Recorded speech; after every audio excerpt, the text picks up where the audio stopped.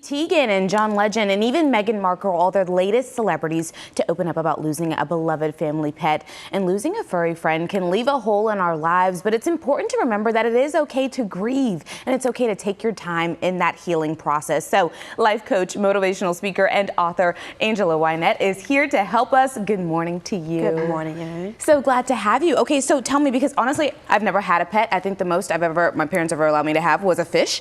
I was still sad when he died, but is the loss of a pet less significant, do you think, than a human loved one? No, of course not. A pet becomes a part of the family.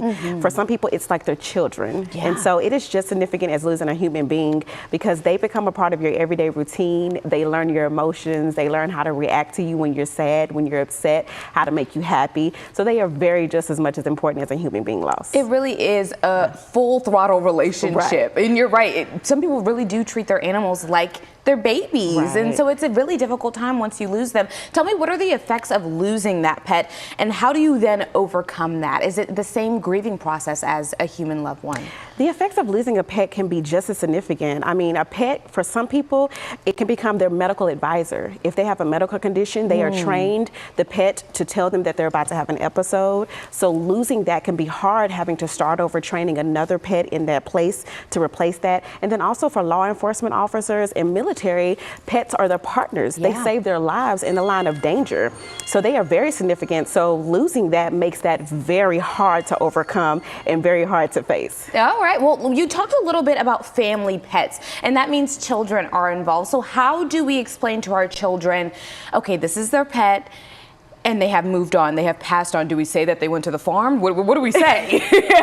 So for instance, my nephew last year was 4 years old and he had a pet fish. And so when he lost his fish, of course, he had tons of questions. So first we explained to him about death and what that is. And then we'll let him be a part of the process. And so after we answered his questions, we let him be a part of the burial. And so we let him do a little speech to him before he flushed him down the toilet. Oh my goodness. And so just sit down with your children, talk to them, help them navigate that, and then create a safe space for their emotions for them. So create a reality, tell them the truth, but tell it in a way that's on their level, in a way that they can understand. Right. That makes so much sense. Okay, so how does the loss of a pet, we're talking about children, but it affects adults just the same? Correct. So for an adult, like I said, a pet for them, they're like their babies. People will spend their life savings on their pets when they're sick. Yeah. They take off work for them. They travel with them because that's how significant they are in their life. And for people who can't have kids, you know, that pet becomes a part of their children. That is very Or if true. you've lost a person in your life and you're a widow,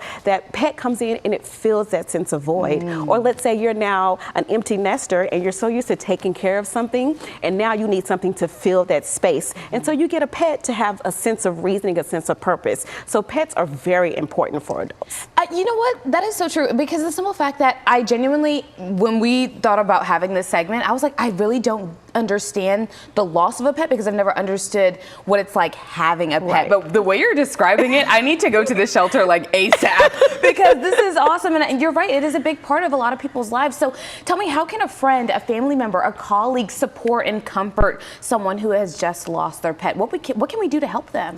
I would say first, just be present. You know, and being present, whether that means just sitting in silence with them, sharing precious memories with them, helping them through the burial process, even if that means just asking them if they want another companion, if they want to replace the one that they lost. Some are okay with that and some say they can't take losing another one. Right. Is there like a time period that you should wait? Like, is it like a thing like you lose your husband, you wait a year before you start dating? Is that the same thing with a pet? It varies because for some people they've had time to prepare. Okay. So if they knew the pet was sick, you know, then they knew this is the best interest for me to put the pet down. For others who lost them drastically, it's a big change for them that they cannot, you know, hurry up and come equipped to and adjusted to. So they may want to hurry up and fill that void. So it really just depends on the individual. Interesting. I've learned so much this morning. Oh my goodness. You have great tips just about grief, but also about the part that pets play in our lives. So if you could, tell us where people can find you for more. You can find me on www.angelawynette.com. All of my social media handles as far as YouTube, TikTok, Instagram, Facebook, all of those are author Angela Wynette. And again, you can just look me up on Amazon for my books, and I also have inspirational t-shirts. And so just look me up and reach out to me. I do answer DMs and personal questions on my website and my contact phone number. There we go.